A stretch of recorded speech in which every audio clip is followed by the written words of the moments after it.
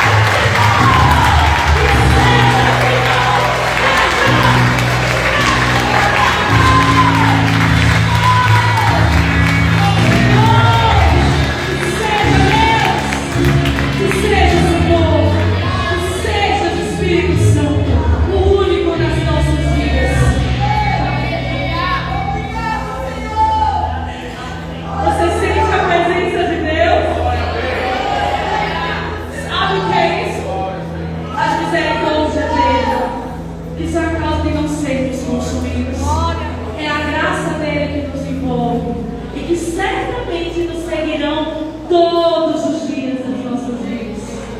E agora você tem a oportunidade, com essa alegria no coração, de servir ao Senhor com seus dízimos e as suas ofertas. Enquanto cantamos isso, Senhor, queremos mais de Ti. Com alegria eu te convido a agradecer pelas misericórdias dele e louvar o nome de Jesus.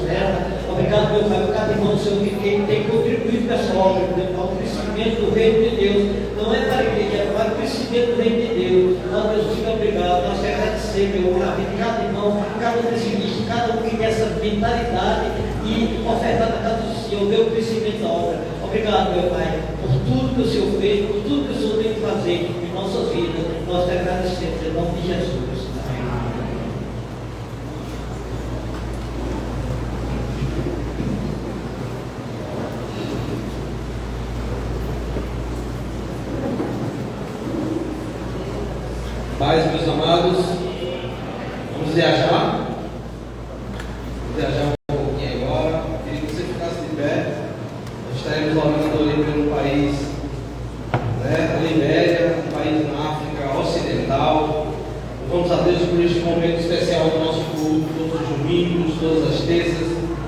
E quinta-feira, quando temos a oportunidade, estamos orando por um povo aí fora. Você é um missionário, pode ser um abençoador. Você pode ministrar a sua bênção sobre a vida desses amados irmãos. Na Libéria, oficialmente, é uma república presidencialista, localizada na África Ocidental, faz fronteira com Serra Leoa, Guiné e leste com a costa do Mar. Talvez você não saiba, como eu assim, não saiba nem onde fica, mas é bom nós citarmos esses números para que você saiba e saiba direcionar, pedir a Deus para que venha ser direcionado às suas orações, tá bom?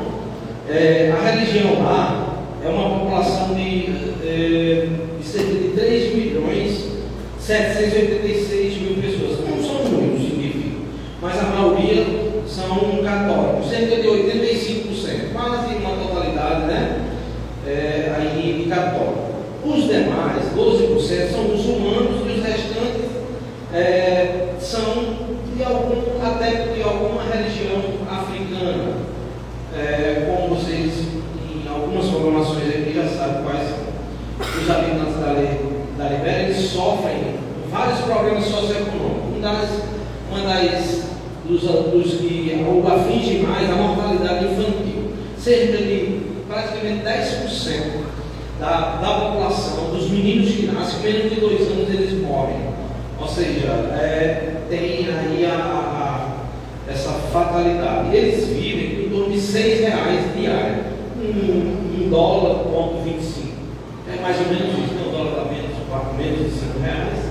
Então vive uma diária aí de R$6. Nós, às vezes, gasta R$6 só com uma coxinha e um refrigerante. E olha, aliás, uma coxinha só, né? Um refrigerante vai embora, vai para R$10.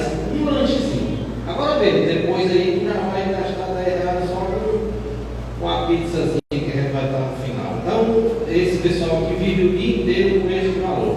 Aí eu queria que você orasse, irmãos, aqui lá da Fernanda, orasse para que Deus esteja atuando na vida dos missionários aqui, desse lado de cá, para que já tenha aí uma grande vantagem, que 85% sendo cristãos, né, mesmo católicos, mas é melhor do que você convencer um muçulmano ao cristianismo. Então, ore para que os missionários de lá possam estar sendo usados por Deus para isso. Esse lado aqui do Kleber, para orar para que Deus possa mudar essa situação socioeconômica. Eu não sei a que ponto, mas só com esses dados aqui de crianças morrerem fica assim meio pesaroso. Ore para que Deus faça provisão, né, materiais para essas famílias. Aqui, do lado da missionária Marcela, vai orar pelos governantes de lá, né? Para que as pessoas as pessoas que assumem o poder, possam ter responsabilidade e enxergar essa realidade que é tão sombria na vida dos demais.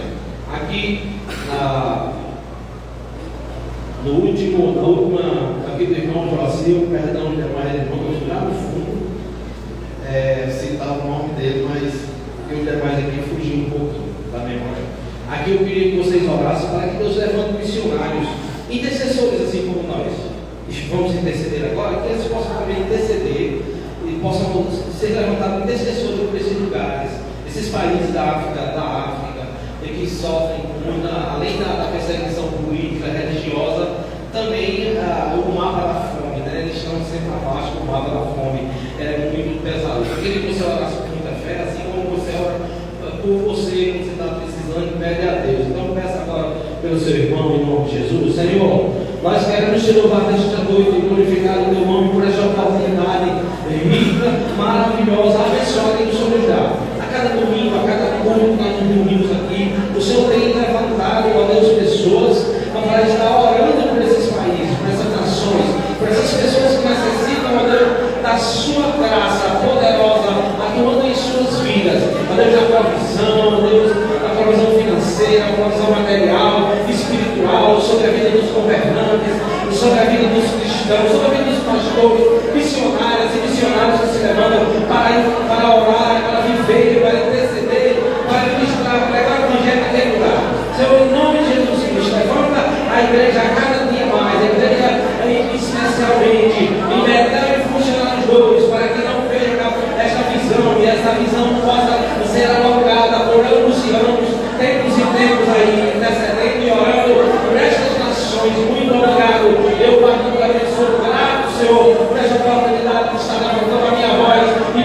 Senhor atue com poder, atue com a sua vontade em favor daquela nação, em nome de Jesus. Amém e amém. Eu creio.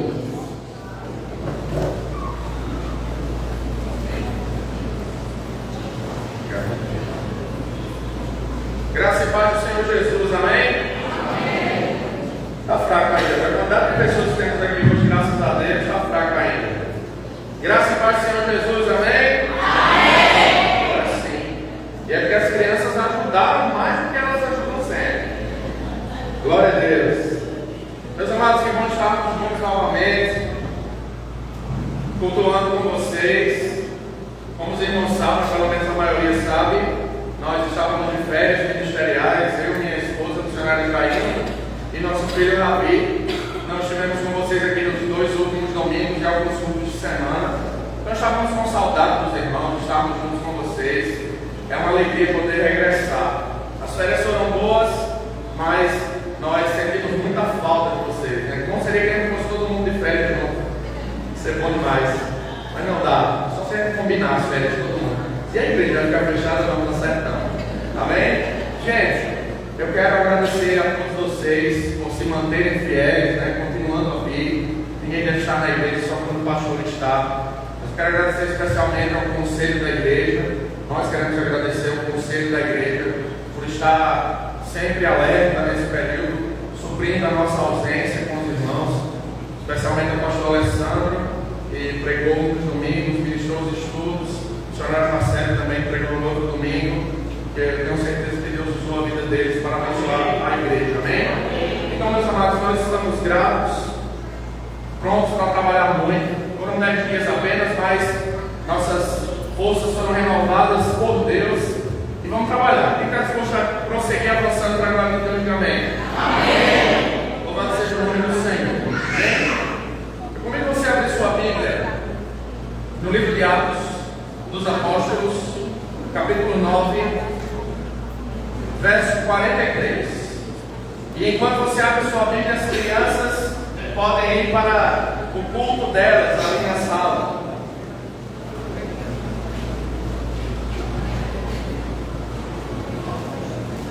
Obrigado, irmão.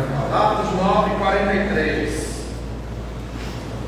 Mas antes que você leia, não sei se você prestou atenção no banner do nosso culto de hoje, do nosso sermão de hoje. Você pode repetir comigo? 1, 2, 3. Só que falta o principal. Agora, sozinhos vocês. 1, 2, 3. Só que falta o principal. Joia. A partir dessa frase, eu queria que você imaginasse a vida perfeita. A vida sem qualquer desafio. A vida de alguém que não enfrenta problemas, que não se preocupa com boletos a pagar, que tem seus diagnósticos check-up médico tudo em ordem. Alguém que experimenta a vida perfeita. Me deixe desenhar uma espécie de vida que aos olhos do mundo seria uma vida perfeita. Imagine um casal. Eles têm condições financeiras muito bem estruturadas, fazem parte da alta sociedade, tem um filho. Esse filho nasce na melhor maternidade da cidade, tem o melhor enxoval, tem o melhor acompanhamento médico, tem os melhores brinquedos. Esse bebê é colocado no melhor berçário da cidade. Ele vai para a pré-escola, a melhor do bairro. Ele chega ao ensino fundamental e, por sua vez, novamente a melhor escola que você pode ter. Chega ao ensino médio e, novamente, a melhor estrutura. O melhor curso preparatório para o vestibular. Ele ingressa na melhor faculdade. Ele tem a melhor formação. Se torna um profissional do mais alto gabarito. Obtém as melhores conquistas. Começa a inaugurar suas empresas. Compra muitas posses, propriedades mil. Faz mestrado na melhor instituição de ensino, doutorado, pós-doutorado. Suas empresas vão crescendo, investem na bolsa de valores, tem mais ações ainda, tem muitos lucros, muita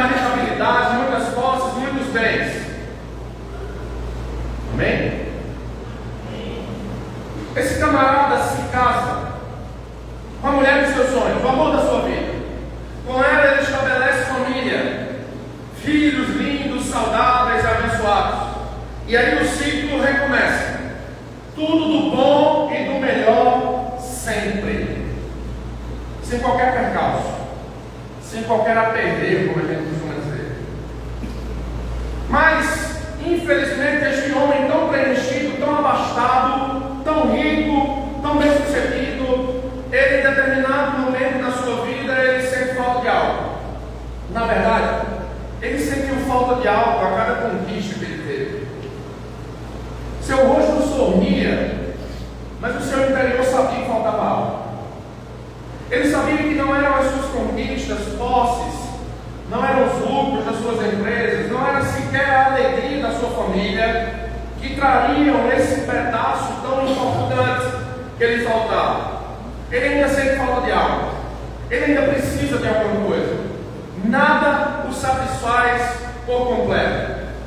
E este homem se frustra porque ele construiu a sua vida inteira, aparentemente, sobre bases sólidas. Mas no fim das contas, essas bases aparentemente tão sólidas não desempenharam fielmente o seu papel. Não trouxeram àquele homem a completude que ele esperava. Não trouxeram à vida dele a plenitude que ele almejava. E em dado momento da sua vida, ele se depara com a terrível conclusão: eu tenho tudo, só me falta o principal. Esse homem se depara com esta triste constatação. Ele percebe que sua vida possui tudo que um homem poderia ter, mas lhe falta o principal. Lhe falta algo, na verdade lhe falta alguém. E este alguém é Jesus. Este alguém é Cristo. Pois o homem pode ter tudo nessa vida, mas se ele não tiver Jesus, por tudo que ele tem não passa de nada. O poeta já disse que algumas pessoas são tão pobres que têm apenas dinheiro. O homem que constrói a sua vida inteira achando que tem tudo, e aos olhos dos outros ele é a mais feliz das almas humanas, a gente vê que não é verdade. Porque muitos desistem da vida mesmo tendo tudo que um homem sonharia em ter. O homem pode ter todas as coisas, mas se ele não tiver Cristo, lhe falta o principal. E se falta o principal, não há nada que preencha. Não há nada que seja capaz de satisfazer o coração humano. Não há nada nessa vida, à parte de Deus, que seja capaz de mostrar ao homem que de fato ele está satisfeito, está pleno. Não há nada. Os homens que têm tudo, mas não têm Cristo, desfrutam de uma ou outra condição.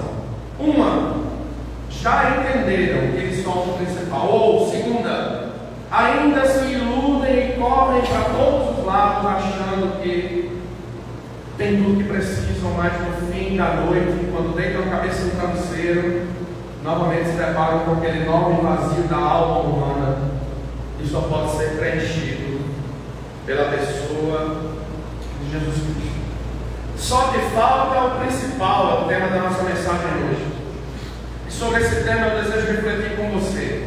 A leitura é longa, Atos capítulo 9, 43, até o capítulo 10, versículo 22. É uma narrativa, mas eu gostaria que você prestasse muita atenção. Você pode já conhecer a história desse homem, mas eu gostaria que você atentasse para cada detalhe desse enredo, desse roteiro que a gente vai trilhar. Quantos encontraram, digam amém. Amém. Alguns ainda estão achando. Atos 9, 43. Queremos louvar a Deus pela vida dos nossos visitantes. Hoje temos muitos, que Deus os abençoe. Ao final da palavra nós apresentaremos vocês. Também jogaremos parabéns e louvaremos a Deus pela vida de todos aqueles que completaram a hora. Atos 9, 43, amém? Amém? Amém? Amém. Pedro ficou em Jope muitos dias, em casa de um curtidor chamado Simão. Morava em Cesareia um homem de nome Cornélio, centurião da corte chamada italiana, piedoso e temente a Deus com toda a sua casa, e que fazia muitas esmolas ao povo, e de contínuo orava a Deus. Esse homem observou claramente durante uma visão, cerca da hora 9 do dia, um anjo de Deus que se aproximou dele e lhe disse: Cornélio. Este, fixando nele os olhos, possuído de temor, perguntou: que é, Senhor? E o anjo lhe disse: as tuas orações e as tuas esmolas subiram para a memória diante de Deus. Agora, envia mensageiros a Jope e manda chamar Simão, que tem por sobrenome Pedro. Ele está hospedado com Simão, curtidor, cuja residência está situada à beira-mar. Logo que se retirou o anjo que ele falava, chamou 2 dos seus domésticos e um soldado piedoso dos que estavam ao seu serviço, e, havendo-lhes contado tudo, enviou-os a Jope. No dia seguinte, versículo 9, indo eles de caminho e estando já perto da cidade, subiu Pedro ao telhado, por volta da hora 6, a fim de orar. Estando com fome, quis comer, mas enquanto lhe preparavam a comida, sobreveio-lhe um êxtase. Então viu o céu aberto e descendo um objeto como se fosse um grande lençol, o qual era baixado à terra pelas 4 pontas, contendo toda sorte de quadrúpedes, répteis na terra e aves do céu. Ouviu-se uma voz que se dirigia a ele: levanta-te, Pedro, mata e come. Mas Pedro replicou: de modo nenhum, Senhor, porque jamais comi coisa alguma comum e imunda. Segunda vez a voz lhe falou: ao que Deus purificou, não consideres comum. Sucedeu isto por 3 vezes, e logo aquele objeto foi recolhido ao céu. Versículo 17. Enquanto Pedro estava perplexo sobre qual seria o significado da visão, eis que os homens enviados da parte de Cornélio, tendo perguntado pela casa de Simão, pararam junto à porta, e chamando-o, indagavam se estava ali hospedado Simão, por sobrenome Pedro. Enquanto meditava Pedro acerca da visão, disse-lhe o Espírito Santo: estão aí 2 homens que te procuram. Levanta-te, pois, desce e vai com eles, nada duvidando, porque eu os enviei. E descendo Pedro para junto dos homens, disse: aqui me tendes, sou eu a quem buscais? A quem vieste? Então disseram: o centurião Cornélio, homem reto e temente a Deus, e tendo bom testemunho de toda a nação judaica, foi instruído por um santo anjo para chamar-te à sua casa e ouvir as tuas palavras. Amém? Feche os olhos, vamos orar. Senhor, nós te louvamos por este culto que a Ti é entregue nessa noite. Te entregamos as nossas orações, as nossas ofertas, as nossas canções, louvando e exaltando o Teu nome, Altíssimo. Agora nós nos deparamos com a Tua palavra. Ah, como ela é maravilhosa! Ela é lâmpada para os nossos pés e luz para o nosso caminho. Ela nos mostra a Tua vontade, nos revela o Teu caráter e nos direciona o caminho a ser seguido todos os dias da nossa vida. Nesse momento nós pedimos que o Senhor fale ao nosso coração. Ministra-nos através do Teu Espírito que em nós habita, que Ele traga luz à nossa mente e fogo ao nosso coração, para que possamos amar a Tua palavra e praticá-la todos os nossos dias, em nome de Jesus. Amém e amém. Igreja, nós hoje encerramos uma nova série de sermões, cujo tema era Até os Confins da Terra. Você lembra que esse tema foi motivado pelo fato de que em setembro as igrejas brasileiras estiveram participando do projeto Macedônia, um projeto voltado para a ação missionária no mundo, da Organização Missionária Brasileira. E aí, depois de caminharmos por alguns sermões, hoje a gente chega ao último. Mas permita-me refrescar a sua memória, você que estava aqui, e situar você que não estava. Há alguns domingos nós começamos esta série com o sermão do Evangelho do Reino, baseado em Mateus 24:14. Depois disso, nós meditamos em Atos 2, sobre o tema Rompendo os Grilhões da Morte. Há 15 dias, a missionária Marcele pregou em Atos capítulo 8, com o tema Todos Precisam Ouvir. Semana passada,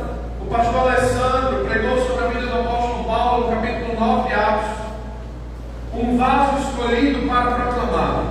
E hoje a gente chega ao só que falta o principal.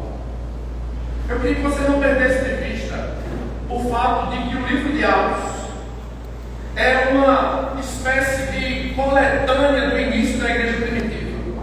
É o diário dos primeiros cristãos. Se o livro de Atos não estivesse na Bíblia, nós estaríamos sem saber muita coisa daquilo que ocorreu com a igreja de Cristo depois que Jesus ressuscitou, subiu aos céus. Glória a Deus pela vida de Lucas, o médico, que se propôs, inspirado por Deus, a relatar a um amigo chamado Teófilo tudo aquilo que aconteceu nos seus dias. E que bom que Lucas se preocupou em escrever o livro de Atos, até mesmo a história do grande líder do início do colégio apostólico, Pedro, e logo depois o grande apóstolo dos gentios, o segundo maior nome do cristianismo, Paulo, ou o antigo Saulo de Tarso.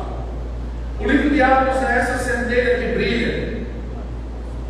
Quando nós começamos a ver o livro de Atos, nós vemos Jesus preparando os seus discípulos para prosseguirem. Jesus diz para eles no versículo central de Atos: mas recebereis poder, Atos 8, ao descer sobre vós o Espírito Santo, sereis minhas testemunhas, tanto em Jerusalém, como em toda a Judéia, Samaria e até os confins da terra. Depois disso, eles obedecem à ordem de Jesus, ficam juntos como igreja. No dia de Pentecostes, Deus derrama o Espírito sobre a igreja, e aí a comunidade dos cristãos começa a se erguer. 3.000 almas se convertem, depois 5.000, outras milhares de almas. Deus vai acrescentando aqueles que hão de se salvar. Os discípulos cheios do Espírito Santo pregam com ousadia. O Sinédrio manda eles calarem a boca e pararem de anunciar o nome de Jesus. Mas isso não os faz ficar quietos. Eles, obrigado muito nisso, salvou. São como ficar louco? Sim. Sim. Bruna, tu fala por quantos? Os discípulos não calam a boca. Eles pregam. Ainda que sejam presos, muito obrigado. Ainda que sejam presos, eles pregam. Ainda que quando são açoitados, eles pregam. Eles são presos por causa disso, são açoitados por causa disso, mas eles continuam a pregar. Só que a ordem de Jesus era que eles permanecessem em Jerusalém, até que do alto eles fossem revestidos de poder. Isso aconteceu. Mas era muito boa a comunhão, eles estavam ali juntos, pregando na cidade. Deus então, através da morte do primeiro mártir chamado Estevão, Deus instaura uma perseguição, e aí os discípulos são espalhados. Filipe vai pregar em Cesareia, encontra aquele grupo, depois aparece em Azoto. Uma pausa na história do Evangelho para mostrar como Paulo foi alcançado no caminho de Damasco, capítulo 9. E então os holofotes se voltam novamente a Pedro. Ele era de fato o líder dos apóstolos. Desde a época de Jesus, era aquele que primeiro se pronunciava e muitas vezes errava por causa disso. Mas agora o homem transformado e restaurado, ele é o líder dos apóstolos, né? Ainda que depois que Tiago aparecesse como líder do colegiado em Jerusalém. Pedro ainda é o maior nome até aqui no livro de Atos. E é interessante que na vida desse apóstolo acontece um episódio como esse, da conversão de Cornélio. Nós chegamos até a vida deste homem que, mais do que um homem salvo, e de fato o texto vai nos mostrar que ele foi, mais do que isso, demonstra a maneira como Deus atua na salvação dos homens. E a maneira que Deus atua na salvação dos homens mostra que somente Deus pode trazer aos homens, a mim e a você, o principal que nos salva. Somente Deus. Não somos nós que alcançaremos o principal que não temos. Não somos nós que por nossos méritos ou força estaremos obtendo o principal que nos resta. Somente Deus pode nos trazer o principal. Mas dentro dessa afirmação, como será que Deus opera na salvação dos homens? Trazendo aos homens o principal que eles são. Se é Deus o responsável por tirar-nos das trevas, por ressuscitar-nos da morte, por nos dar vida, como é que Deus faz diante do testemunho da salvação de Cornélio e sua família, é possível ver como Deus age, conferindo aos homens, trazendo aos homens o principal que eles falam. Em primeiro lugar, como é que Deus faz isso? Em primeiro lugar, Deus observa os homens e caminha na direção deles. Amém? Deus observa aqueles que Ele criou e caminha na direção deles. Deus não está alheio, Deus não está distante, muito menos cego ou imóvel. Deus não está imobilizado, Ele enxerga os homens. O Salmo 33, o versículo 13 e o 14, olha só o que esse Salmo diz. O Senhor olha dos céus, Ele vê todos os filhos dos homens. Do lugar da sua morada, Ele observa todos os moradores da terra. Deus não é, como algumas linhas teológicas dizem, aquele tipo de relojoeiro que criou tudo, deu corda e abandonou a sua criação, a sua própria sorte. Ele participa da sua criação, Ele é transcendente, está muito acima de nós, é verdade, mas Ele também é imanente, Ele toca na nossa história, Ele participa da nossa vida, Ele é real. Meus amados, o Salmo 101, versículo 6 também contribui com essa ideia. Ele diz que Deus, os olhos dele procuram os fiéis da terra para que habitem com Ele, o que anda em reto caminho, esse servirá ao Senhor. E de uma maneira até mais ameaçadora, Hebreus 4:13 diz que não há criatura alguma que não seja manifesta na presença dele. Pelo contrário, todas as coisas estão descobertas e patentes aos olhos daquele a quem temos de prestar contas. Os olhos de Deus estavam sobre Pedro. Os olhos de Deus estavam sobre o centurião Cornélio, a quilômetros de distância dali. Os olhos de Deus são poderosos o bastante para estarem sobre a vida do pescador pregador chamado Pedro e também do soldado devoto chamado Cornélio.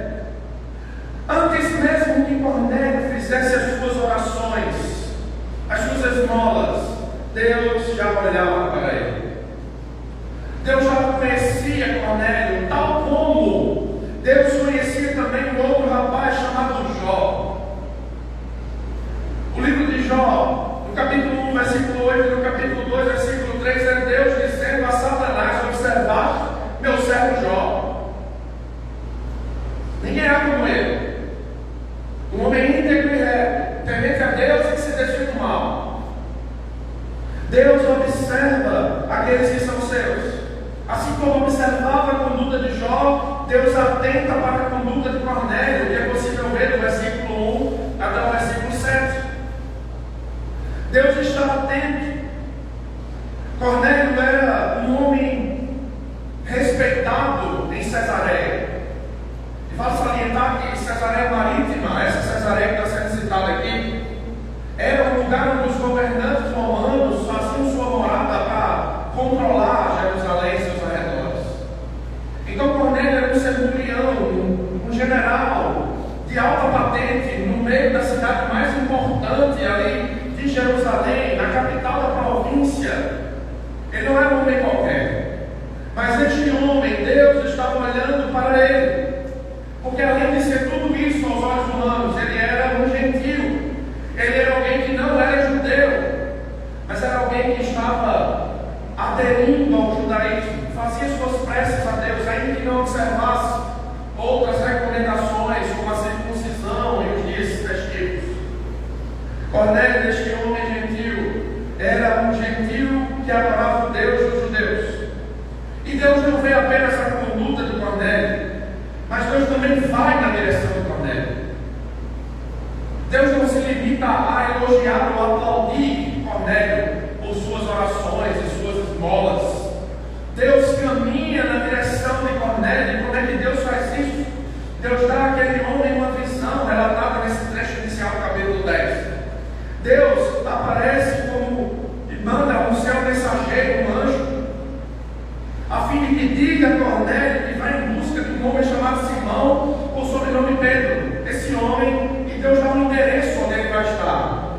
ele. Você precisa ouvir as palavras que ele tem a dizer. Cornélio obedece, porque Deus vai na direção dele. As orações de Cornélio, por si só, não conseguiriam obter esse favor de Deus. Deus vai na direção de Cornélio. Deus viu Cornélio, Deus vai na direção de Cornélio. E acredite, meu amado, Deus nos vê e Deus veio na nossa direção. Nós cantamos aqui, Deus está perto de nós, porque Deus quis estar perto de nós. Se fosse da nossa iniciativa estarmos perto de Deus, eu garanto a você, nós continuaríamos a uma distância imensa do Senhor. Mas Ele veio na nossa direção, Ele se aproximou de nós. No que se trata de Deus, C.S. Lewis diz, no que se trata da revelação de Deus, se Ele não se revelasse, nós continuaremos cegos, tateando em busca de algo.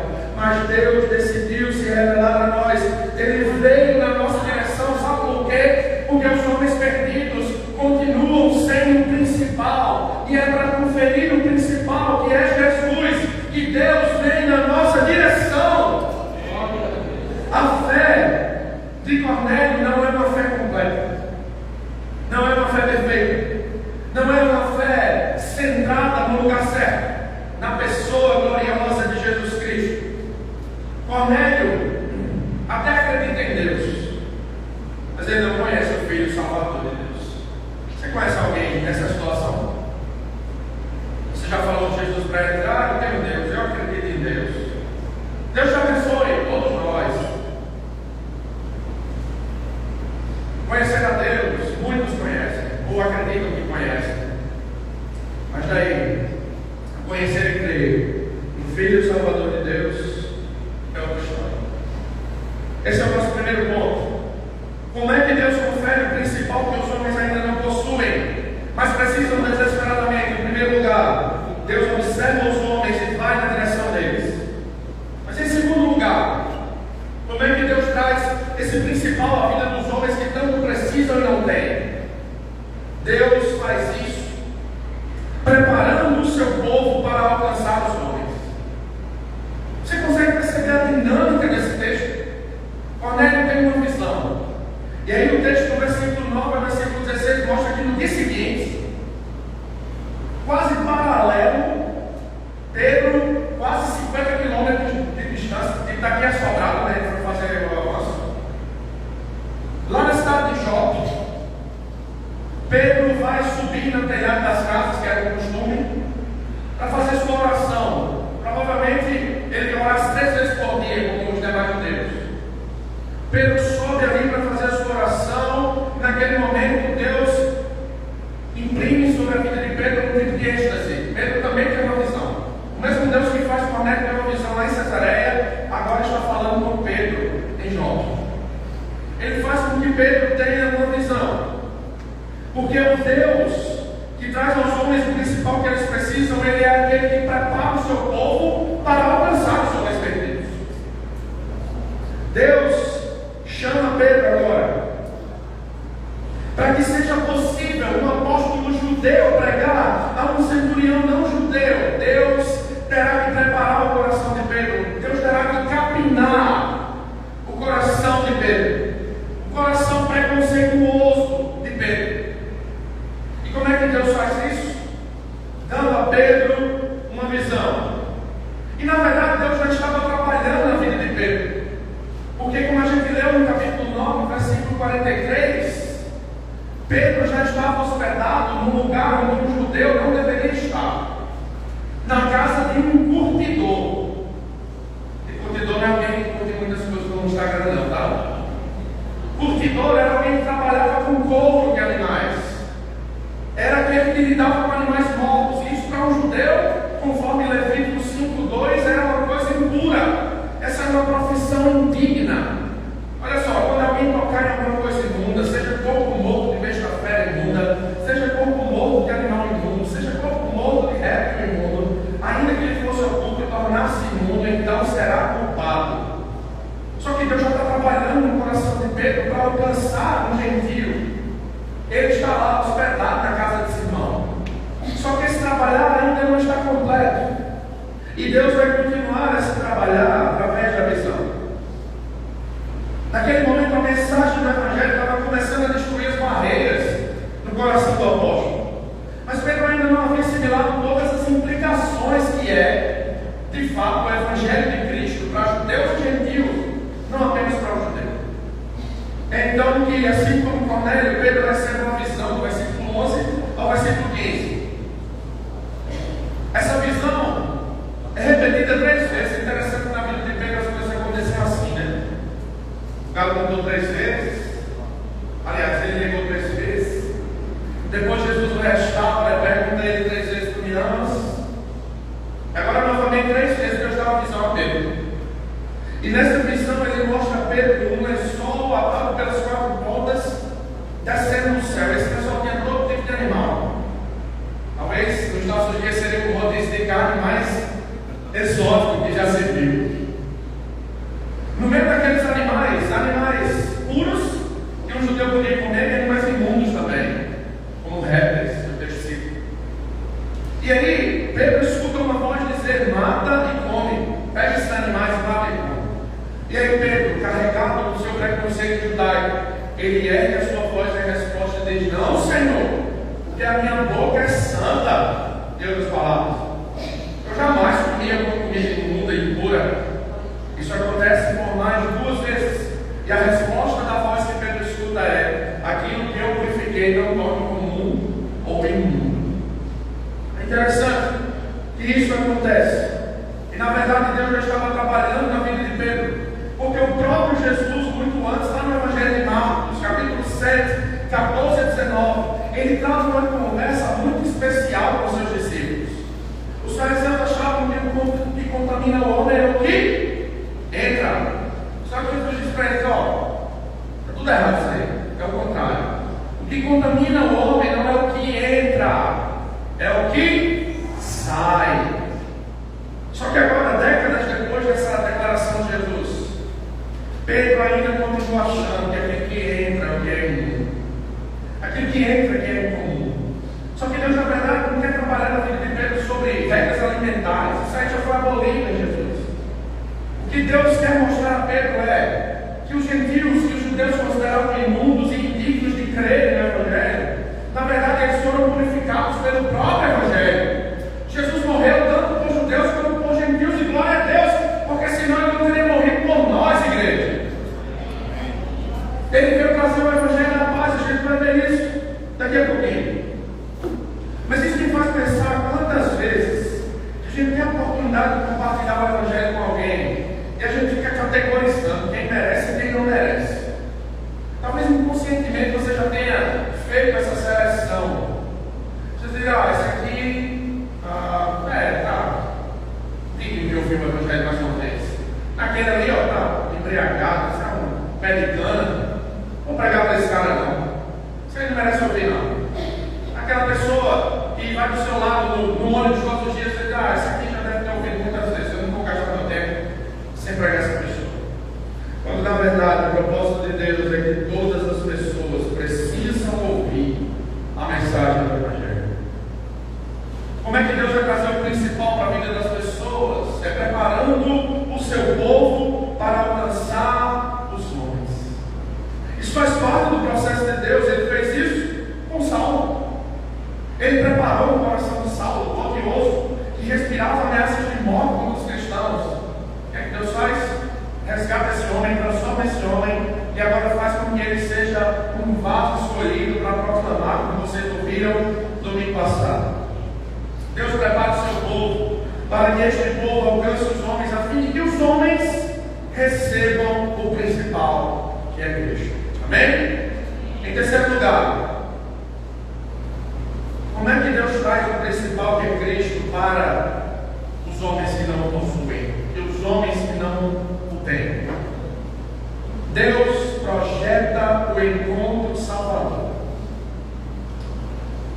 Atos capítulo 10, versículo 17 a 24, conta isso. O início do texto, Cornélio teve uma visão em Cesareia, na outra parte Pedro teve uma visão em Jope. E agora no versículo 17 ao versículo 24 é o encontro para que se monte esse cenário salvador. Deus projeta o encontro salvador. Deus arquiteta sabedoria e, claro, soberania, o cenário ideal para que o encontro salvador aconteça. Quer um exemplo? Mulher samaritana. João capítulo 4. O texto diz que era necessário que Jesus passasse por Jericó. Aliás, por Samaria. E aí Jesus chega àquele poço de Jacó e manda os discípulos comprarem mantimentos. E Jesus então começa a ter um encontro que transformaria para sempre a vida daquela mulher. Porque Deus prepara o encontro salvador, Ele projeta o encontro salvador. Jesus salvou a vida daquela mulher, o tempo não nos permite falar sobre a história dela, mas Jesus salva a vida daquela mulher, não apenas a dela. Se você parar para pensar, foi assim com Zaqueu também. Quando Zaqueu subia naquela árvore, Jesus já tinha visto, desce porque hoje chegou a salvação na tua casa. É Deus quem projeta o cenário salvador. Por exemplo, de Filipe e o eunuco sozinho, lendo as Escrituras. Filipe senta ao lado dele e pergunta: você entende o que você lê? Ele diz: não, como é que eu vou entender se ninguém me explicar? Quem foi que preparou aquele encontro salvador? Foi Deus, meu amado. Meu querido. Assim foi com o apóstolo Paulo, da mesma forma. É Deus quem projeta o encontro. Paulo vai como uma fera selvagem, conforme o reverendo Hernandes Dias Lopes gosta de dizer. Ele vai respirando, resfolegando como aquele animal em busca da sua presa, que é a lei eterna. O predador vira presa nas mãos de Jesus Cristo. Ele é transformado em tantos exemplos das Escrituras Sagradas. Mas permita-me dizer, Deus projeta o cenário salvador não apenas na vida da mulher samaritana, não apenas na vida de Zaqueu, não apenas na vida do eunuco, não apenas na vida de Cornélio, mas na minha e na sua vida também. Foi assim que Deus fez. Lembra da sua conversão? Essa tosse foi dramática para você lembrar melhor da sua conversão. Lembre do momento em que você entregou sua vida a Jesus. Talvez você diga: mas não foi nada demais, eu vim na igreja, levantei minha mão e criei. Mas é daquela pessoa que bateu na tua porta para compartilhar o evangelho. Eu lembro muito bem como aconteceu com a minha família. Eu era um adolescente, um pré-adolescente ainda, e uma senhora evangelista de mão cheia, chamada Maria, acredito que muitos aqui lembram dela. Ela insistia, perturbava lá em casa, eu tinha raiva dela. E ela todos os dias dizia: Ivonete, vamos para a igreja hoje, Ivonete. E aí teve uma hora que a gente não conseguiu mais dizer que não. E nós fomos alcançados pelo Evangelho. Naquele momento, e eu creio que Deus projetou esse cenário salvador através da vida daquela mulher, para que nós servíssemos a Ele todos os dias da nossa vida. Você também passou por algo parecido. Talvez alguns de uma maneira mais cinematográfica, outros não, de uma maneira simples. Mas foi Deus quem projetou o cenário salvador. É Deus quem projeta todo o cenário, Ele quem monta todo o ambiente, para que a mensagem da salvação chegue aos ouvidos que precisam ser salvos e que Ele escolheu para salvar. Glória a Deus. Ele é soberano. Aqui Pedro ainda estava perplexo. Versículo 17 diz: e Pedro, perplexo com a sua visão, os homens estão lá embaixo batendo na porta. Pedro estava no telhado, lembra disso? E quando os homens dizem: não, é aqui que Simão, chamado Pedro, o sobrenome de Pedro, está hospedado. E aí quando Pedro vai, ainda está meditando no que ouve, o próprio Espírito Santo fala para Pedro o seguinte. Deixa eu parafrasear aqui. Estão procurando por tu aí. Desce, cala a boca e vai com eles. Segue eles. Fui eu que os enviei. Não fala nada, não vacila, Pedro. Não duvide. O Espírito não deixa margem para Pedro dizer: mas eu sou um judeu, o que é que eu vou fazer lá? Ou depois, como é que um centurião está me chamando? Eu vou lá para morrer? É o besta. Ele vai, eu vou chegar lá e ele vai me matar. É um romano. E eu sou um dos que continuam a história de Jesus. Mas o Espírito diz a Pedro no versículo 19: desce, vai com eles, nada duvidando, porque eu os enviei. Pedro não pergunta nem do que se trata. Ele desce e diz: sou eu aqui, o que é que vocês querem? Ele não quer saber os detalhes ainda.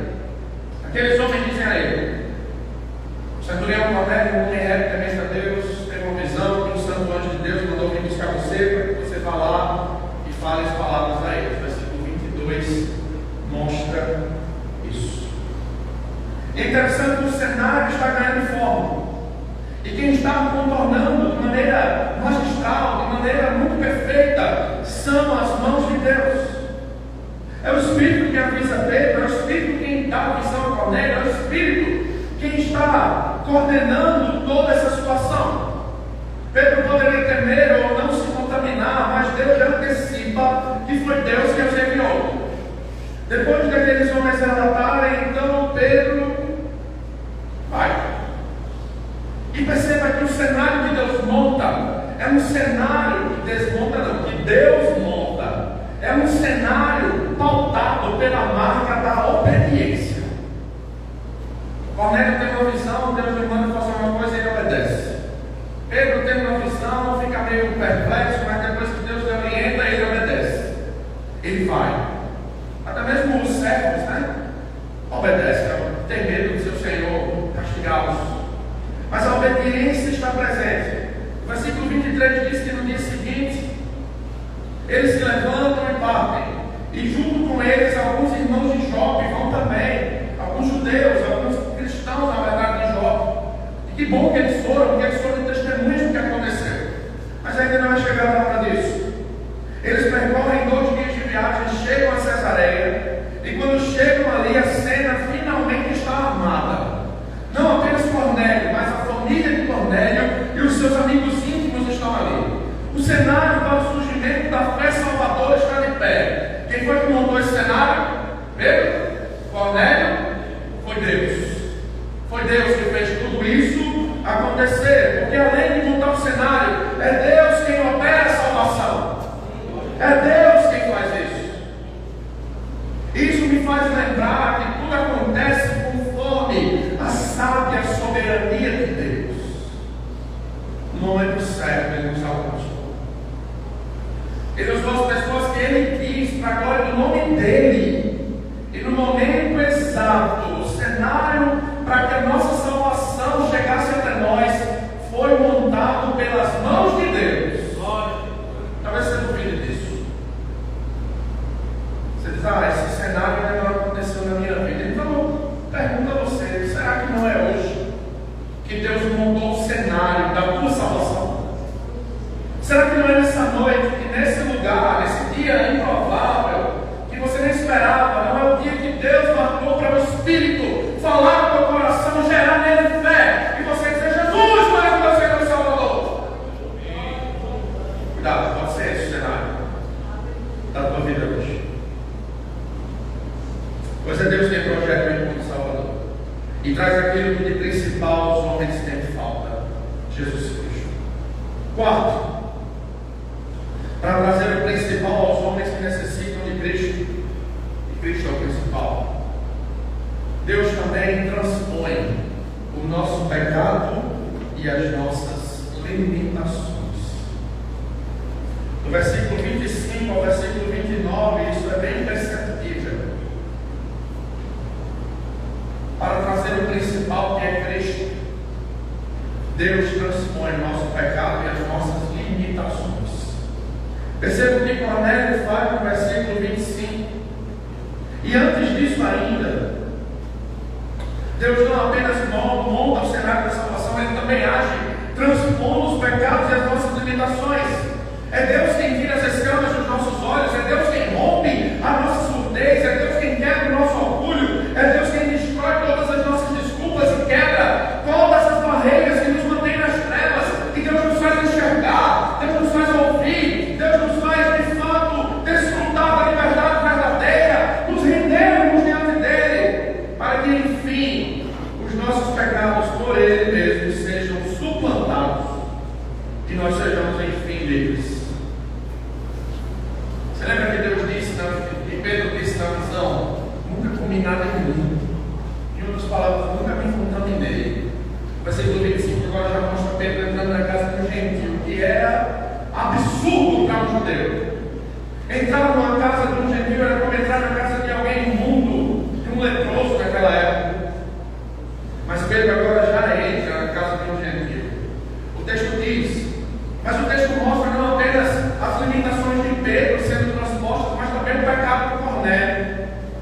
Porque Cornélio até orava e dava esmolas, mas o coração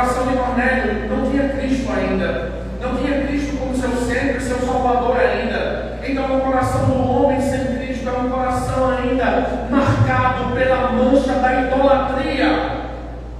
Cornélio se ajoelha aos pés de Pedro, porque aquele que não tem Cristo ainda dirige a sua adoração para o objeto errado.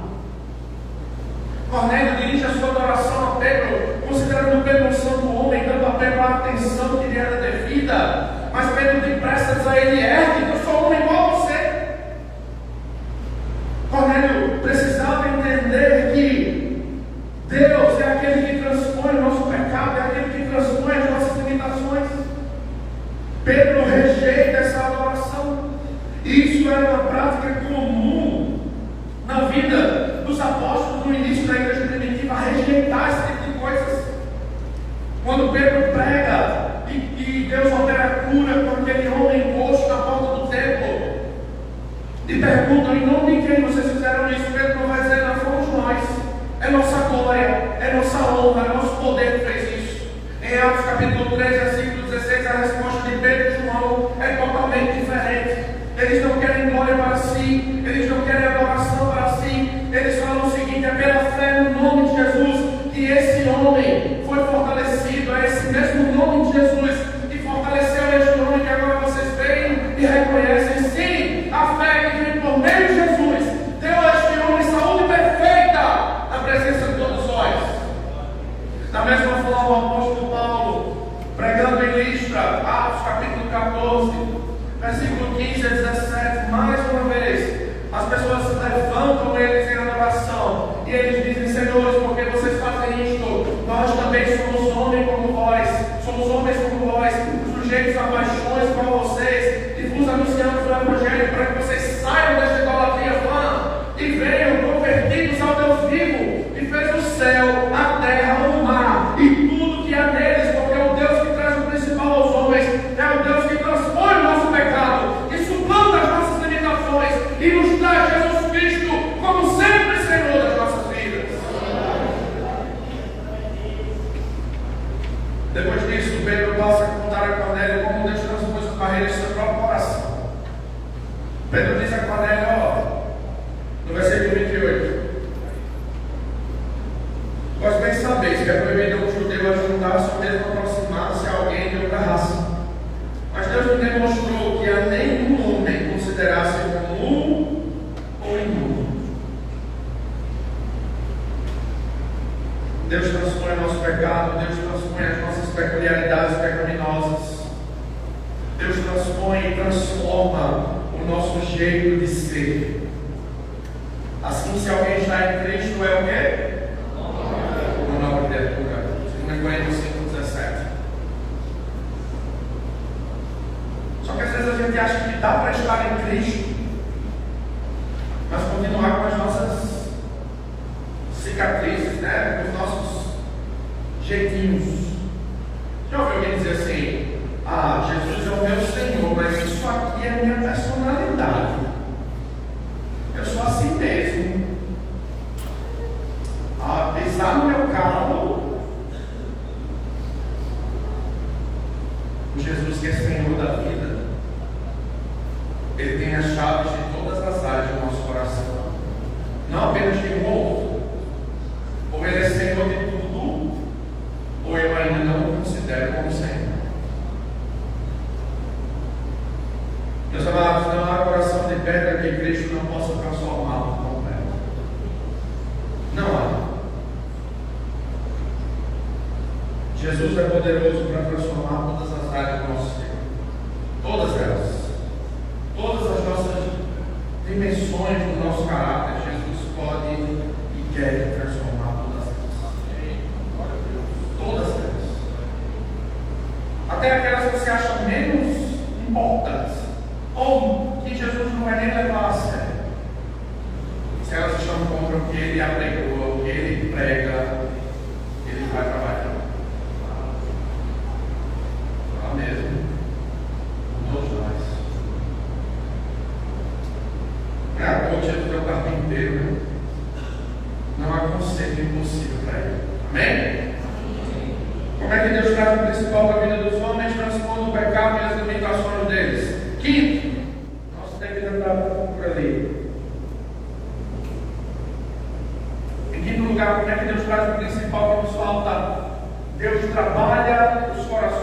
para receberem a sua palavra. Você lembra que Jesus diz em João 15:1? Tá, pastor, lembra? Eu sou a videira verdadeira. Quem é o agricultor? Quem? Pai. Deus. Deus sabe preparar corações para o plantio da semente preciosa. Ele sabe podar. Ele sabe o lugar certo. Ele é o agricultor. E eu digo a você, se Deus trabalhou no coração de Pedro, agora no versículo 30, versículo 33, vai mostrar que Deus trabalha também no coração de quem ouve. Cornélio, seus familiares, seus amigos. Deus faz isso no coração de Cornélio e do seu povo. O versículo 30 ao versículo 32 narra Cornélio relatando a visão de Deus. E aí o versículo 33 mostra que os corações agora estão preparados para receberem a boa semente. O Deus que monta um cenário, que prepara o seu povo para alcançar os homens, é o Deus que trabalha os corações para receberem a sua palavra. É por isso que a palavra não volta vazia, ela cumpre o seu propósito. Então, aquele cenário montado, agora a semente que Pedro lança, é uma semente que vai cair na terra fértil da parábola do semeador. E você lembra que em Mateus 13:8, Jesus disse que a semente que cai na boa terra, cai na terra fértil, ela produz só um pouquinho, né? O que ela produz? A 100, outra a 60, outra a 30. É colheita abundante e variada. É colheita certa, porque é Deus quem trabalha o coração dos homens. É Deus quem prepara o solo do coração dos homens para que a semente preciosa caia, germine, cresça, floresça, frutifique para a glória do nome dele. Meu querido irmão, Deus trabalha os corações para receberem a sua palavra. Olha aqui, Cornélio diz no verso 33: portanto, sem demora, mandei chamar-te. Fizeste bem, filho. Agora, pois, estamos todos aqui, na presença de Deus, prontos para ouvir tudo que te foi ordenado da parte do Senhor. E o ouvir não é só escutar, não. O ouvir é dizer, e falar nós obedeceremos, porque sabemos que é da parte do Senhor.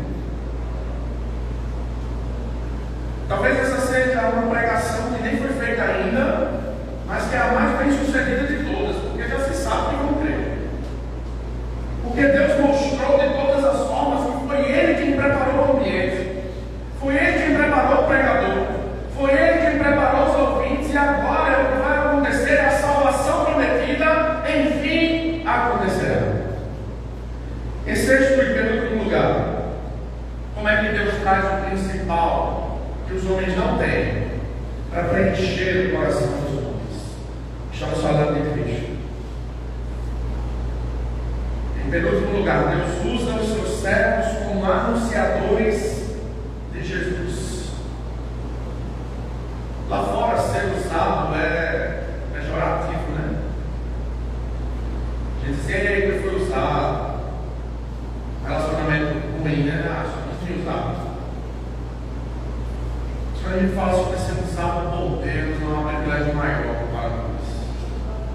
Sermos usados como instrumentos de Deus é um privilégio inestimável, não há preço que vai. Deus usa os seus servos como anunciadores de Cristo. A pregação de Pedro está presente no versículo 34 a 43. Olha essa pregação. Ela tem uma introdução baseada na própria vida de Pedro. Ele diz assim: ó, eu sei que Deus não faz exceção de pessoas. Ele me provou isso na prática, me trazendo aqui. Deus, Ele aceita aqueles que o temem. É verdade, o Salmo 33, verso 18 diz isso.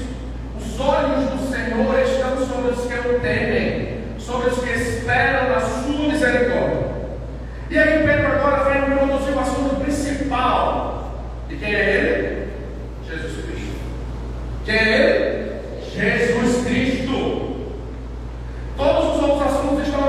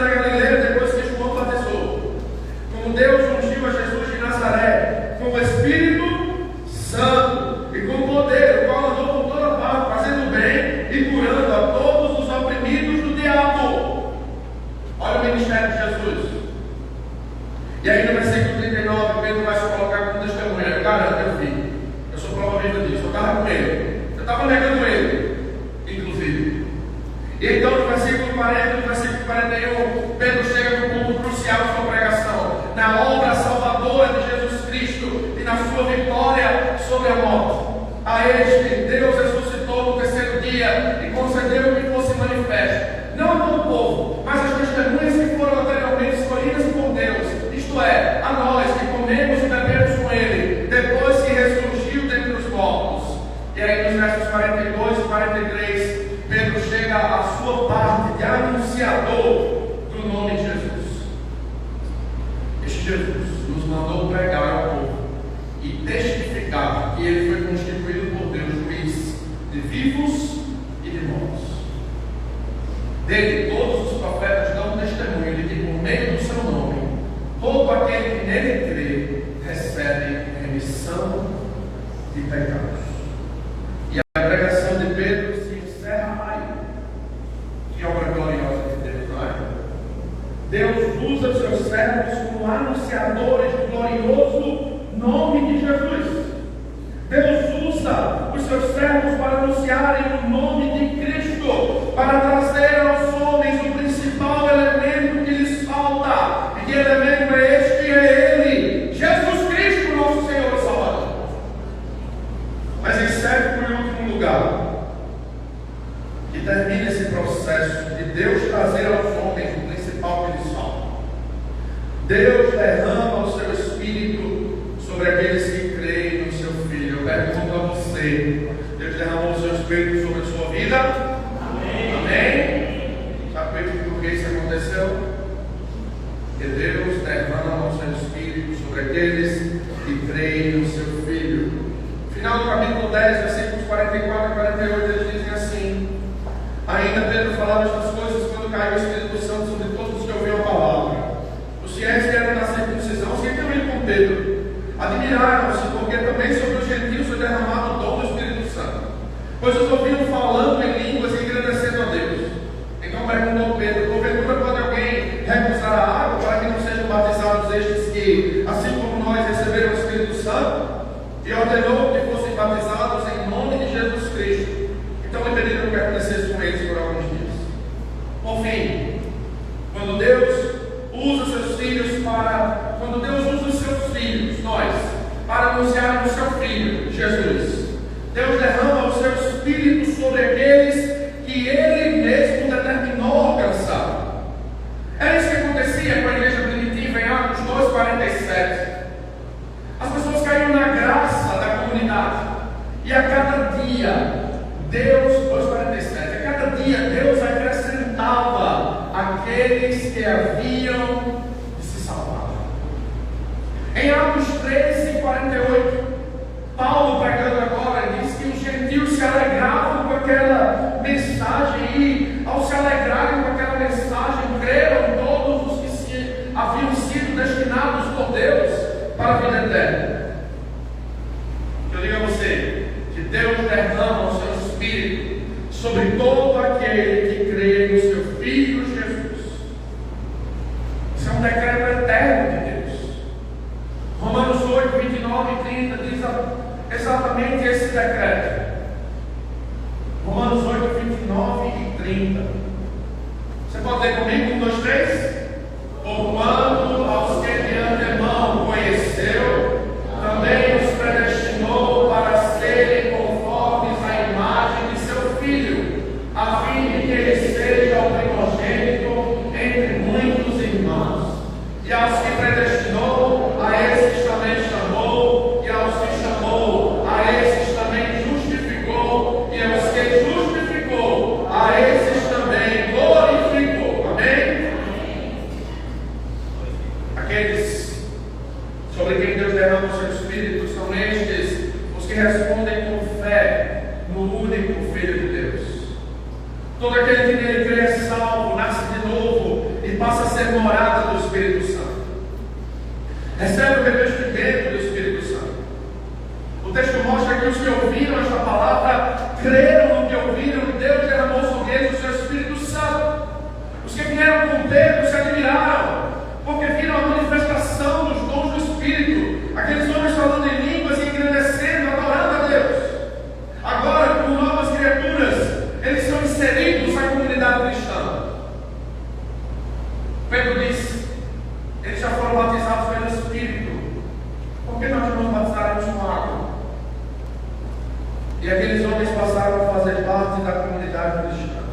Com isso o capítulo se encerra e nós percebemos Deus através do seu Espírito agindo do começo ao fim. E então o homem recebe aquilo que ele principalmente tem falta: Jesus Cristo. É o que ele mais precisa, é o que ele mais necessita. Para finalizar, eu quero contar a você a história de uma mulher carregando seu filho no braço, extremamente pobre. Ela caminhava por uma trilha na floresta e ela se aproxima de uma caverna. Essa mulher é seduzida por um brilho que vem lá de dentro da caverna, um brilho cintilante, dourado. Ela, curiosa e desesperada da vida, decide entrar naquela caverna.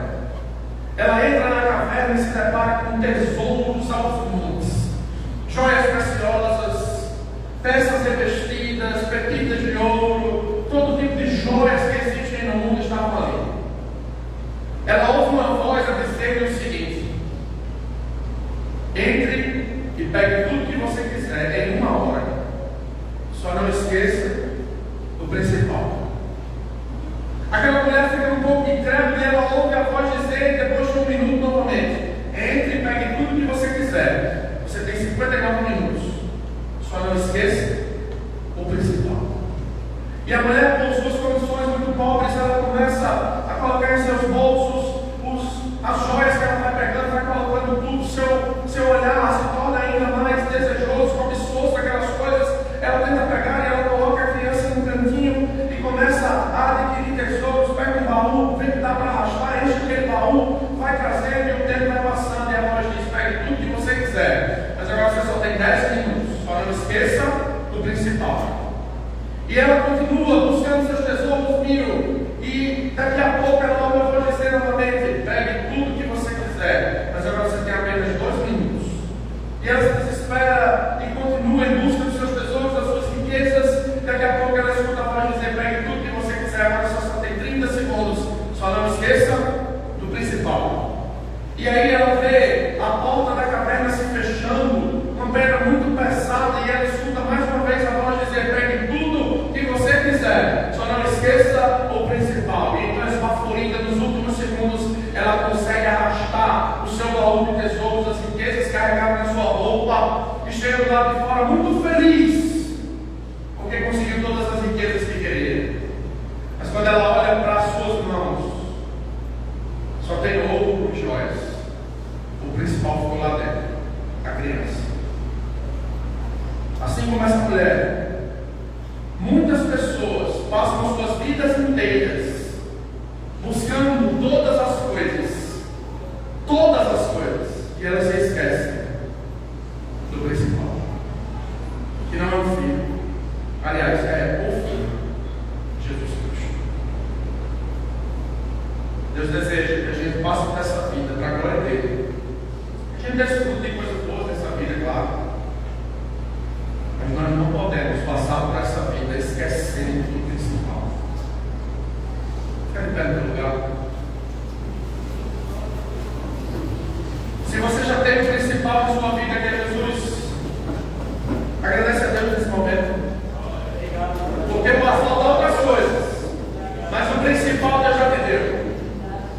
Se você, ao contrário destes primeiros, chegou aqui tendo tudo, mas não tinha o principal, que é Jesus, hoje é dia de dizer a Ele: Jesus,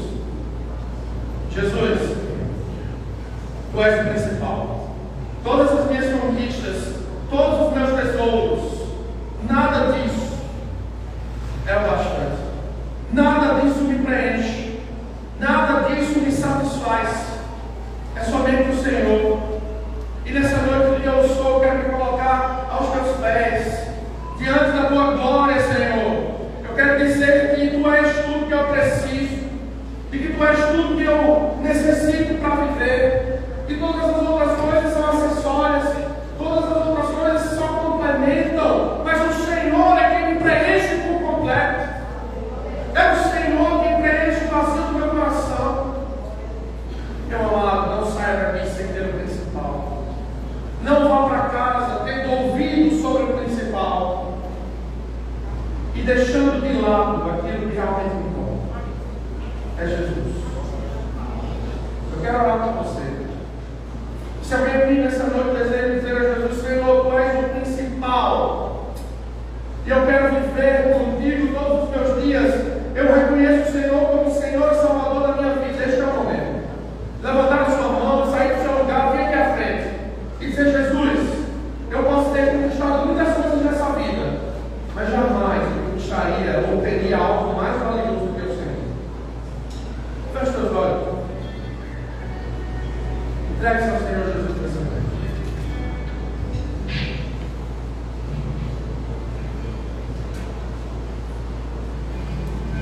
Senhor Jesus, em nome do teu precioso nome, nós queremos te dar a glória que é devida.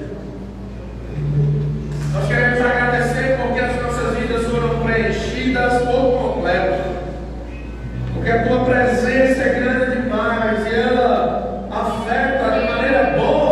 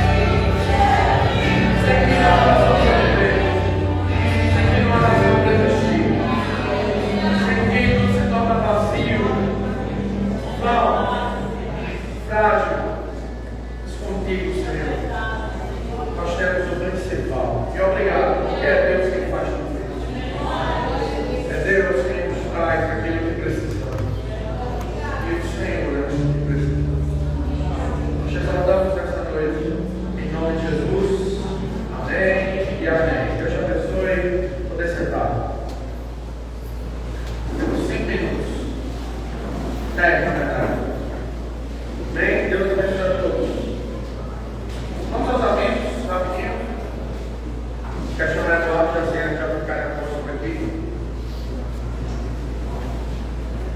Segunda, temos a oração dos homens, 19h30. Venha, glória de Deus, participar desse momento especial. Terça, culto de oração. Quarta, não teremos círculo de oração na quarta, porque é dia das crianças. Faremos uma atividade na praça, já sendo aqui compartilhar com vocês. Aí, o pessoal do círculo de oração é convocado para orar lá na praça. Até começar a atuar com a gente. Amém. Graças e paz, irmãos. Amém? Amém. Como o pastor falou, dia 12, dia das crianças, nós no Ministério Infantil não podíamos deixar passar em branco. Então, assim, a nossa comemoração não vai ser apenas para a criança da nossa igreja, mas também para todas as crianças já quando for passando. A gente vai estar convidando, durante a manhã a gente vai estar passando um carro, avisando também. Então, assim, irmãos, eu peço encarecidamente, você mesmo que você não seja do Ministério Infantil, você sabe que crianças seguem, então muita criança numa praça, então precisa muito da ajuda da igreja, do Ministério Infantil, para estarmos ali naquele lugar. Irá iniciar às 16 horas, mas às 17h30, 17 não, às 15h30 nós estaremos lá já organizando, esperando as crianças. Sabemos que as crianças são todas pontuais. Então, se você não tiver programação, ou já se programa agora para estar lá conosco, nos ajudando, será apenas às 16 horas até às 18, 2 horinhas só, lá naquele lugar, para que as crianças do bairro possam ouvir do amor do Senhor e ter também um dia das crianças diferenciado. Então, se você puder nos ajudar, nos procure no final do culto. Eu estarei ali na frente pegando o seu nome, porque a gente precisa desse auxílio.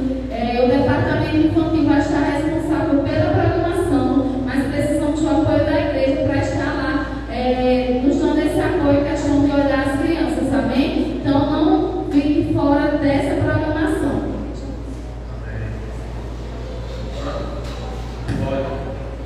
Então, continuando, essa semana está recheada de programação infantil. Aqui está no sábado, eu vou já adiantar, no sábado nós, Ministério Infantil, estaremos indo ali para o interior. A gente já fez até um mini avanço lá. Esse projeto Deus colocou no meu coração para fazer nesse interior onde eu morava. E Deus me deu um sonho, mostrando eu lá naquele lugar, no campo, mostrou tudo. Então eu coloquei no papel, acho que já faz mais ou menos 7 ou 8 anos que a gente faz essa programação lá. Em torno de 180 a 200 crianças que estão abençoadas naquele lugar. Então, esse tempo de pandemia, eles já estão na porta da minha tia. Cadê aquele povo que não vai vir mais? E esse ano, para a glória de Deus, nós estamos retomando. Sabemos que a igreja sempre a gente tem abençoado, saímos de um avanço que foi uma bênção. Então, assim, dessa vez, como todas as outras vezes, a gente sempre conseguiu arrecadar esse valor para abençoar aquele lugar fora. A gente sempre comprou uma lembrancinha e faz uma sacolinha. Confesso aos irmãos que eu chorei horrores, porque a gente começou muito em cima, porque tinha o avanço. Então, quando eu fui começar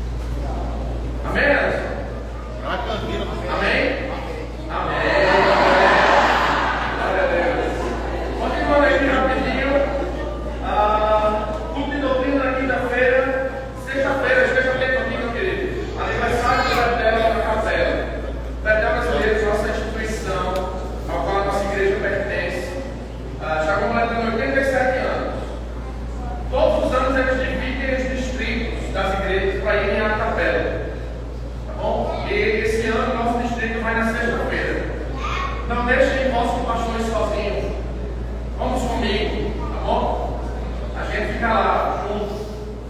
Obrigado. 5 minutos com os líderes, pessoal, pelo menos os líderes irem conosco. Porque sábado, a senhora já falou, temos ECB geral aqui, para adultos, jovens e adolescentes, escola bíblica. No domingo, a nossa consagração. Esse mês, com os irmãos receberam a nossa ceia. Não foi nem no primeiro domingo para a eleição, nem no segundo, que é esse, por causa da programação evangelística dos jovens, que Eduardo vai aqui trazer umas palavras rápidas para vocês. Graças a Deus, irmãos. Amém.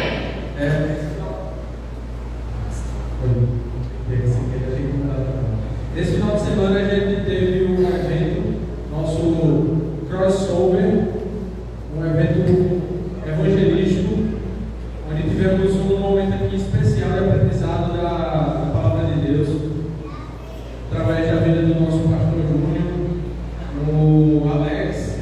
A gente falou que ele era pastor, mas ele corrigiu aqui, e o pastor Euel. A gente pôde aprender ali sobre o versículo de João 14,6, que fala sobre Jesus sendo o caminho, a verdade e a vida. E tivemos um alcance bastante grande de visitantes, muita gente de fora, foi uma bênção. Gostaria de agradecer às irmãs que foram solistas ali, tá ajudando na organização da Coffee Break ali, na parte do lanche pessoal. Puderam estar ajudando a gente no sábado e no domingo, os senhores também abraçaram esse projeto. A única coisa que a gente fica triste de falar é que os jovens são abraçados da igreja. E aí, é uma pena a gente falar isso. Eu faço esse apelo para a juventude, para que acorde para a missão de Deus. A missão de Deus é muito maior, é muito grande, para que a gente fique apelando para que você participe. Entenda o seu compromisso como cristão, entenda o seu compromisso como jovem cristão. Se você não é o seu irmão, se você não é o seu vizinho, o seu amigo, a pessoa que trabalha com você, faça essa pessoa conhecer Jesus. Se você não faz isso, você não está sendo cristão, você não está fazendo a missão. Então acorde, participe, se engaje, arregace as mangas. A gente precisa falar de Jesus para as pessoas precisam ouvir desse Jesus que nos salvou, desse Jesus que entregou o seu corpo ali e foi sofrido por nós, sofreu, como a gente viu aqui hoje de manhã, o pastor Elvio falando,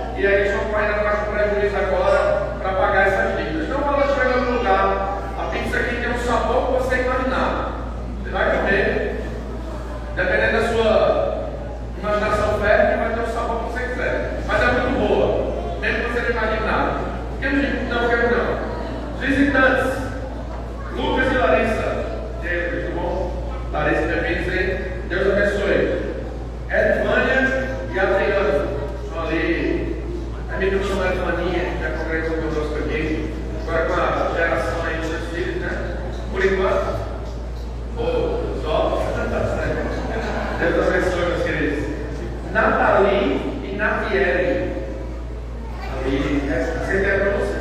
Natalina Teres, bem-vinda, viu? Mateus também. Tá. E aí, Mateus? Eu quero mostrar. Segue, Mateus. Adriana, Alciele. Tá, tudo bem? Joia.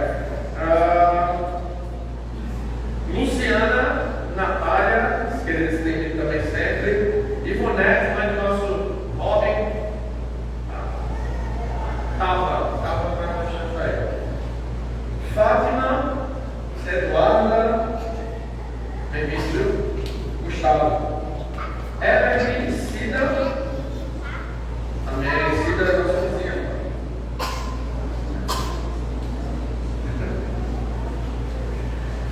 Geralda. Amém. Amém. Mais alguém que estava falando sobre visita hoje? Amém. Seus nomes? Acho que chegaram lá, só que o pessoal na recepção. Josilene. Mariana. Não é a primeira vez não, né? Amém. Bem-vinda, viu? Como é que a igreja diz para eles? Sejam bem-vindos em nome de Jesus e voltem sempre. Amém. Eduardo, missionário Marcos, chega cá. Não sabe, né? Oi.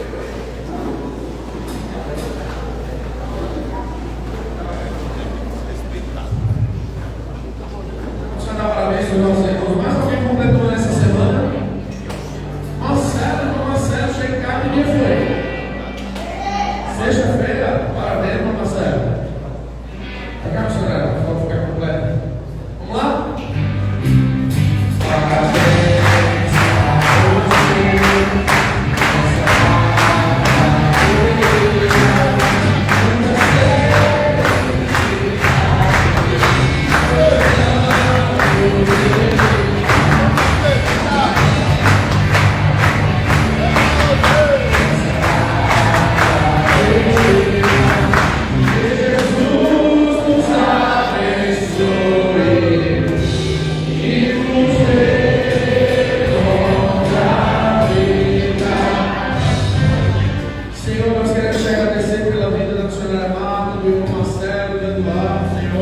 Teus servos que comemoram a graça de mais um ano da tua presença.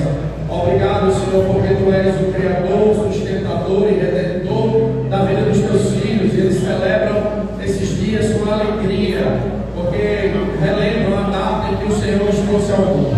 Que o Senhor os abençoe ricamente em nome de Jesus, trazendo graça, bênçãos, bondade, saúde, fidelidade, paz sobre a vida deles. Felicidade do céu, contentamento em Cristo. E a bênção do Senhor nos enriquece, não traz dor alguma. Seja sobre a vida deles, em nome de Jesus. Amém e amém. Pai amado, nós queremos te agradecer por este culto, por esta noite em tua presença, porque o Senhor nos trouxe de casa para nos mostrar que Cristo é o principal. Ele nunca pode faltar. Não podemos deixar o nosso coração sem Ele jamais. Ele é o nosso Senhor e Salvador. Te rendemos as nossas vidas, te agradecemos pela tua presença nessa noite, pela vida da tua igreja, dos nossos queridos visitantes que nos honraram com sua presença. Que o Senhor abençoe a cada um. Durante essa semana o Senhor venha operar bênçãos e milagres na vida e na família de todos nós. Toma os nossos irmãos que estão enfermos, a irmã Manuel, a irmã Graça, a irmã Cleusa, Deus, em nome de Jesus, cada um dos teus filhos está precisando de uma ação tua e todas as demais providências do céu que nós necessitamos diariamente, possamos receber da tua graça e sermos banhados pela tua misericórdia dia após dia. Abençoa os teus filhos, a tua igreja, para a glória do teu nome, em nome de Jesus. Amém e amém. A graça do nosso Senhor e Salvador Jesus Cristo, o amor de Deus, o nosso bondoso Pai, e as doces e ricas consolações, a comunhão do Espírito Santo de Deus, sejam sobre nós e sobre toda a igreja do Senhor espalhada sobre a terra. Essa igreja diz fortemente: Amém. Deus te abençoe. Não vai embora sem comer a pizza e o refri.